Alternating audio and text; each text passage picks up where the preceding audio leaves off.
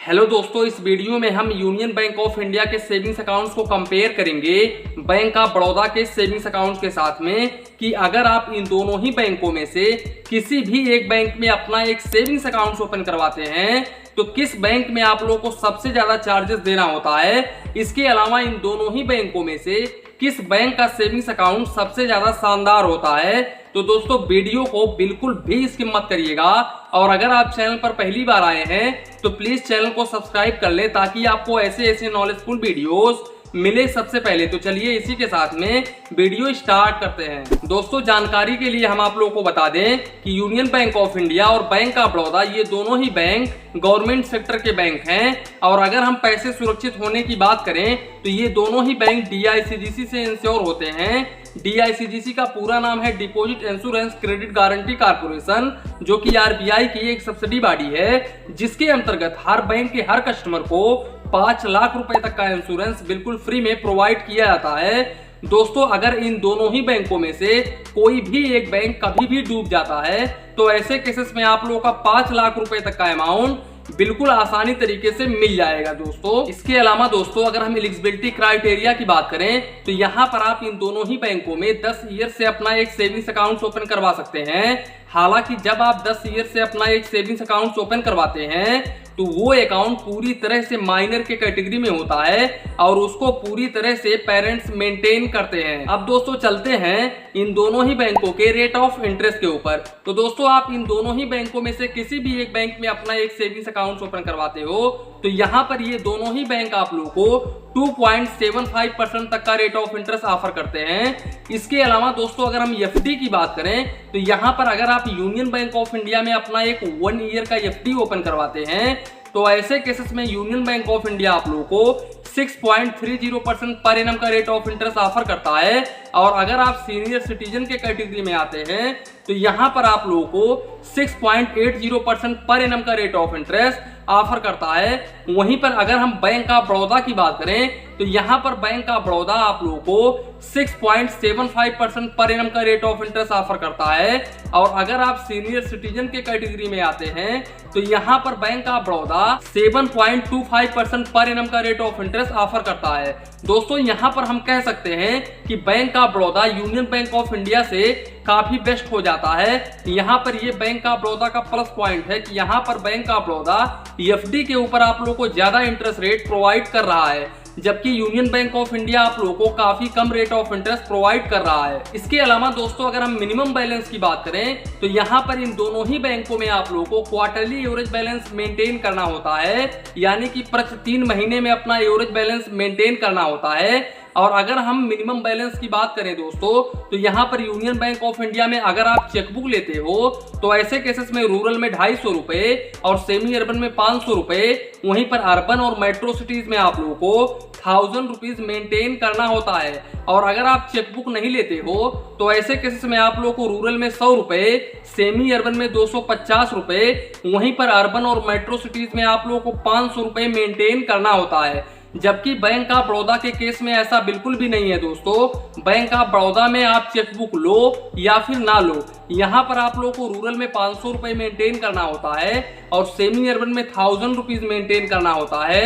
वहीं पर अर्बन और मेट्रो सिटीज में आप लोगों को 2000 रुपीज मेंटेन करना होता है। तो दोस्तों यहाँ पर बैंक ऑफ बड़ौदा का ये एक माइनस पॉइंट हो जाता है। यहाँ पर देखिए bank of Baroda rate of interest के मामले में ये प्लस पॉइंट है, लेकिन यहाँ पर मिनिमम बैलेंस के मामले में इसका ये एक माइनस पॉइंट है। यहाँ पर यूनियन बैंक ऑफ इंडिया को हम बेस्ट मान सकते हैं, लेकिन वहीं पर दोस्तों अगर हम मिनिमम बैलेंस चार्जेस की बात करें तो यहाँ पर दोस्तों यूनियन बैंक ऑफ इंडिया में आप लोग को मैक्सिमम 100 रुपए प्लस GST चार्जेस देना होता है अगर आप मिनिमम बैलेंस मेंटेन नहीं करते हैं। दोस्तों ये मैंने मैक्सिमम चार्जेस बताया है, आप जिस हिसाब से मेंटेन करते हैं उसी हिसाब से आप लोगों को चार्जेस देना होता है। वहीं पर दोस्तों अगर हम बैंक ऑफ बड़ौदा की बात करें तो अगर आप बैंक ऑफ बड़ौदा में मिनिमम बैलेंस मेंटेन नहीं करते हो तो ऐसे केसेस में आप लोगों को मैक्सिमम 250 रुपए प्लस GST तक चार्जेस देना पड़ जाता है दोस्तों। तो यहाँ पर भी बैंक ऑफ बड़ौदा का ये एक माइनस पॉइंट है। देखो मिनिमम बैलेंस और मिनिमम बैलेंस चार्जेस के मामले में यहाँ पर ये एक माइनस पॉइंट है बैंक ऑफ बड़ौदा का, यहाँ पर यूनियन बैंक ऑफ इंडिया का प्लस पॉइंट है दोस्तों। यहाँ पर हम यूनियन बैंक ऑफ इंडिया को बेस्ट मान सकते हैं। इसके अलावा दोस्तों अगर हम चेकबुक को डिस्कस करें तो यहाँ पर Union Bank of India savings account holders को 20 पेज का चेकबुक पर फाइनेंशियल ईयर बिल्कुल फ्री में ऑफर करता है। जबकि अगर हम बैंक ऑफ बड़ौदा की बात करें तो यहाँ पर bank of Baroda metro city और अर्बन में जिनका अकाउंट होता है उनको ही ये 30 पेज का चेकबुक पर फाइनेंशियल ईयर बिल्कुल फ्री में ऑफर करता है, और रूरल में जिनका अकाउंट होता है और सेमी अर्बन में जिनका अकाउंट होता है उनको ये बिल्कुल फ्री में कोई भी चेकबुक ऑफर नहीं करता है दोस्तों। यहाँ पर देखो अगर आपका अकाउंट जो है बैंक ऑफ बड़ौदा में है और मेट्रो सिटी और अर्बन में है तो यहाँ पर आप लोगों को पर लीफ यानी कि पर पेज का 4 रुपए प्लस जीएसटी चार्जेस देना होता है चेकबुक का। और अगर आपका अकाउंट रूरल और सेमी अर्बन में है तो यहाँ पर आप लोगों को 2 रुपए 50 पैसे प्लस जीएसटी पर लीफ यानी कि पर पेज का चार्जेस देना होता है। जबकि यूनियन बैंक ऑफ इंडिया में आप लोगों को 5 रुपए प्लस जीएसटी चार्जेस देना होता है पर लीफ यानी कि पर पेज का। तो दोस्तों यहाँ पर यूनियन बैंक ऑफ इंडिया का ये भी एक प्लस पॉइंट है, क्योंकि यूनियन बैंक ऑफ इंडिया कोई भी भेदभाव नहीं करता है।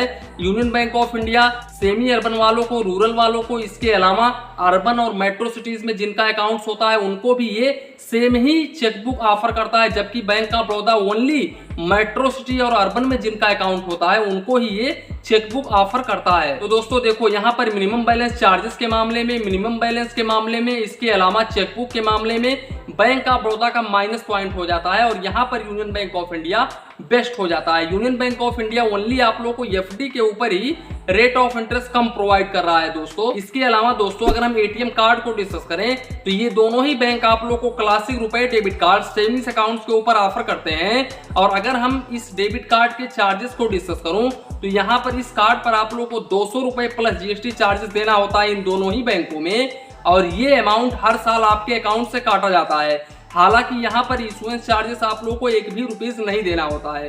वहीं पर दोस्तों अगर हम इस डेबिट कार्ड के लिमिट को डिस्कस करूं तो यहाँ पर आप इस डेबिट कार्ड से 25,000 रुपए पर डे निकाल सकते हैं और 50,000 रुपए तक आप ऑनलाइन ट्रांजेक्शन यानी कि पीओएस ट्रांजेक्शन कर सकते हैं। दोस्तों अगर हम काउंट ऑफ ट्रांजैक्शन की बात करें तो यहाँ पर यूनियन बैंक ऑफ इंडिया के एटीएम कार्ड से आप यूनियन बैंक ऑफ इंडिया के ओन एटीएम से मंथली 8 बार पैसे निकाल सकते हैं और दूसरे बैंक के एटीएम से मंथली 5 बार, और मेट्रो सिटी से आप मंथली 3 बार पैसे निकाल सकते हैं फाइनेंशियल और नॉन फाइनेंशियल में।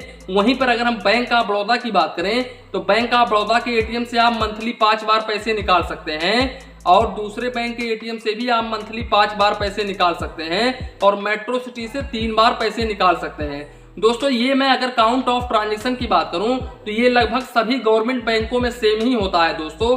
यहाँ पर 5 ही आप लोगों को ट्रांजैक्शन देखने को मिलता है, लेकिन यहाँ पर यूनियन बैंक ऑफ इंडिया दोस्तों आप लोगों को 8 ट्रांजैक्शन दे रहा है मंथली, तो यहाँ पर यूनियन बैंक ऑफ इंडिया काफी बेस्ट हो जाता है। इसके अलावा दोस्तों अगर हम इन दोनों ही बैंकों के जेन्युइनली सर्विसेज को डिस्कस करें तो दोस्तों जैसा कि आप लोग जानते हैं कि ये दोनों ही बैंक गवर्नमेंट सेक्टर के बैंक हैं, तो यहाँ पर आप लोगों को प्लस माइनस देखने को मिल जाएगा थोड़ा बहुत इन दोनों ही बैंकों में दोस्तों। यहाँ पर हम ये भी नहीं कह सकते हैं कि इनके कर्मचारी बहुत ही बेकार होते हैं और हम ये भी नहीं कह सकते हैं कि इनके कर्मचारी बहुत अच्छे होते हैं दोस्तों, क्योंकि किसी किसी ब्रांच में आप लोगों को कर्मचारी अच्छा व्यवहार करते हैं और किसी किसी ब्रांच में आप लोगों से कर्मचारी अच्छा व्यवहार नहीं करते हैं। तो दोस्तों यहाँ पर हम कुछ कह नहीं सकते हैं दोस्तों। इसके अलावा दोस्तों हमारे काफी सारे सब्सक्राइबर का कमेंट आता है कि बैंक ऑफ बड़ौदा का सर्विस काफी शानदार है दोस्तों।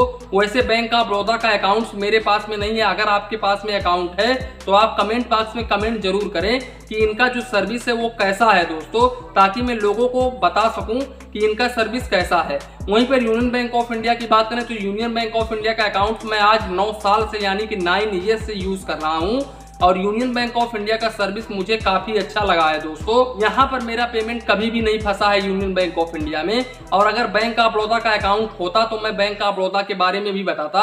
वैसे मैं अकाउंट जल्द ही ओपन करवाने वाला हूँ बैंक ऑफ बड़ौदा में। मैं देखना चाहता हूँ कि इसका सर्विस कैसा है, इसके ब्रांच के अधिकारी किस तरह से काम करते हैं, उसके बाद में ही मैं आप लोगों को एकदम राइट सही बता पाऊंगा दोस्तों। तो दोस्तों अब आप लोगों को ये डिसाइड करना है कि आप लोग किस बैंक में अपना एक सेविंग्स अकाउंट ओपन करवाना पसंद करेंगे। तो दोस्तों इसी के साथ में वीडियो समाप्त करते हैं। वीडियो पसंद आया हो तो प्लीज वीडियो को एक लाइक करिए और अपने चैनल फाइनेंस बैंकिंग को सब्सक्राइब करिए। मन में कुछ डाउट हो, कंफ्यूजन हो तो प्लीज कमेंट करिए। धन्यवाद, मिलते हैं नेक्स्ट वीडियो में।